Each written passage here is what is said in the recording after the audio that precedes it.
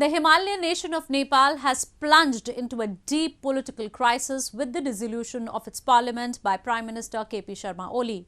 And the impasse is not getting resolved, with both opposing sides adamant on their stand. While the Dahal faction, which was to lead the country after half mark into the 5-year term, has been demanding restoration of parliament through the Supreme Court, Oli is bent at having snap elections in April and May. Kathmandu is also facing a stiff resistance from common people as an intensified demand to bring back monarchy has sprung up. And after a growing suspicion on Chinese role in the Nepalese affairs, New Delhi appears to be the only and final option that can placate the warring sides.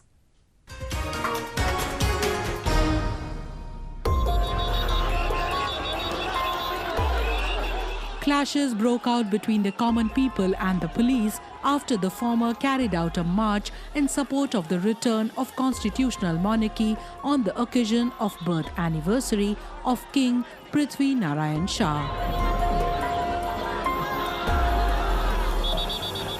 While the protesters said the government has grown weary of the rising demands of monarchy, Kathmandu called it a law and order situation. The Oli-led administration, which has been at the helm of a caretaker government in the country, is accused of intimidation, suppression of dissent and curbing of freedom of expression. Some even say it has launched a crackdown on leaders of opposing ideologies.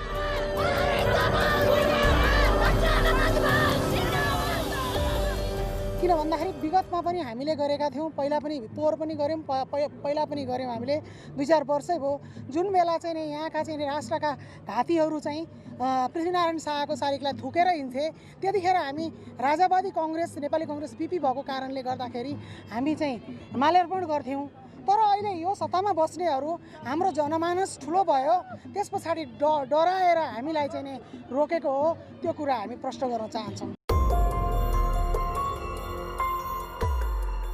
Nepal is undergoing a political crisis after Prime Minister KP Sharma Oli decided he could no longer work with rival factions within his Nepal Communist Party, which was formed in 2018 to unite the Marxist-Leninist and main Maoist parties following their success in elections in late 2017.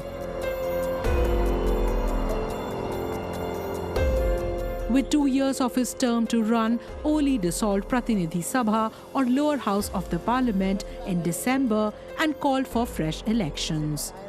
Shock, anger, demonstrations followed. As many as 7 ministers owing allegiance to the anti-Oli faction of the NCP resigned. The supporters of Prachanda and Nepal took to the streets protesting against Oli's move, which has been challenged in the country's Supreme Court. People of the country who have already been hit by the pandemic are increasingly disillusioned and say they want a system they can sustain and not which can be overturned by a whimsical leader.